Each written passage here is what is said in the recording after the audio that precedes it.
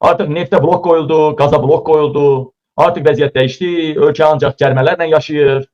İlham Əliyev bu cibindən verib, o biri alıb o biri cibindən qoyur, cibinə qoyur.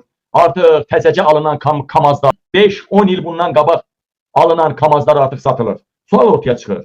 Niyə köhnə qaz 66'lar var orduda? Qəz 51'lər var, qəz 53'lər var, o belə qəribə maşınlar var, zil 131'lər var. Zil 131'lər niyə satılmır? Ha? Kamaz bahar elə. Ha 10 minə kamaz olar hə? Müdafiə Nazirliyi, Dövlət Sərhəd Xidməti, Dövlət Gömrük Komitəsi də daxil olmaqla bütün qoşun növlərində 30% ixtisarların olması, Fövqəladə Hallar Naziri Kemaləddin Heydərovun verdiyi xidməti evlərin kütləvi sürətdə geri alınması, Fövqəladə Hallar Nazirliyinin xilas etmə və inventarında olan dövlət texnikalarının arendaya verilməsi və satılması.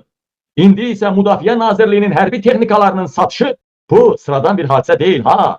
Elə belə şey deyil. Birazdan hələ siz bankazada pul qoyursunuz ha bəziləriniz. Bank qalsın o anda. Lombarddan qızıllarınızı yığıb aparacaqlar. Bu İlham Əliyev deyil. Salam verəndə adamın parmağının birisini oğruyur. Ha İlham Əliyevdir bu. Ha balalarımızın oğrayan İlham Əliyev.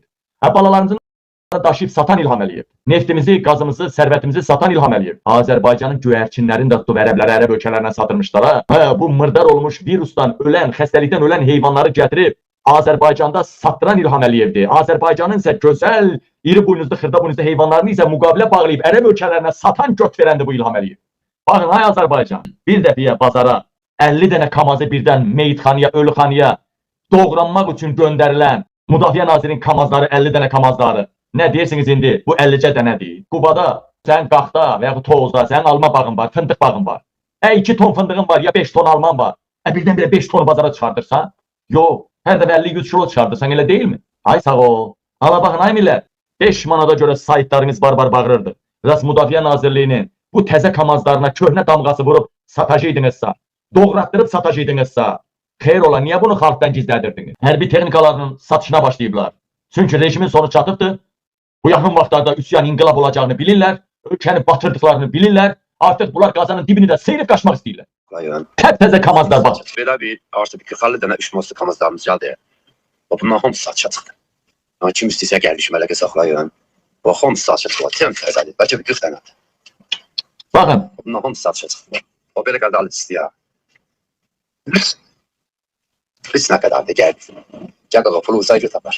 10 mindən 20 minə qədər qiymətli. 10 mindən 20 min. Mələkə saxlayın. Gəlin yığın götürün apamla bunlar. Boy dalına ləzzətli kamazı. Cep qoş, nə istəyirsən də. Əsas qışın sezonudur bu. Qarabağın maşınları bunlar da. Kim istəyir qalacaq, mələkə saxlayın. Üstəlik bunları doğratdırıb satırlar. Əsasən bunlar ölxanaya gəlir. Çünki doğratdıranda daha çox qazanırlar. Deməli, Müdafiə Naziri 8 arvadılı, birinci arvadı erməni olan və anası erməni olan Müdafiə Naziri Zakir Həsənov tender adı altında güya ordunu köhnə maşınlardan təmizləyir. Güya ordunun köhnə maşınlarını satırmış, əslində isə elə deyil. Müdafiə Naziri İlham Əliyevin göstərişi ilə tenderə 4-5 köhnə kamaz qoyaraq bütün təzə kamazları satdırır. Lakin orduda cəmi 5-10 il aralığında alınmış təp-təzə texnikaların hamısını gətirib yığıblar Bakıya, kamaz ölüxanalarına doğratdırıb, zapçast edib satırlar. Niyə doğrayıb satırlar? Çünki kamazın belə rəngini qaşıyıb satmaq ucuz başa gəlir. 10-20 min manat arası gəlir. Amma hissələrə bölüb satmaq minimum 50-60 minə əmələ gəlir. Kamazlar söküləndə o qədər ehtiyat hissələri ortaya çıxır ki, dəhşət. Təkcə kamazın motoru, karobkası və təkərləri 10-15 min arası pul edir. Hələ o qədər hissələr var ki, kuza, rama, oturacaqlar, radiator, petçi, rolu, akkumulatoru, texniki digər hissələri, bax belə ordunun texnikalarını dağıdırlar. Ordunu dağıdırlar. Güya bunlar orduya 8 milyard ayırıblar. Bu pul ayrılıb. Bu pul ordu üçün yox. Ordu adı altında Qarabağda saxlanılan Əfqanlar, Suriyalılar, Pakistanlı muzlu döyüşçülər üçün 20 minə yaxın ordu saxlayırlar Qarabağda. İrana qarşı 40 min olmalıdır, artıracaqlar sayını. 20 minə yaxın ordu saxlayırlar Qarabağda.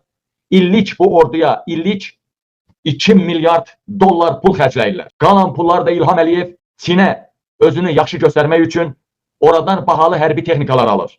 Amma bu hərbi texnikaların istifadəsinə ehtiyac yoxdur və istifadəsi mümkün belə deyil.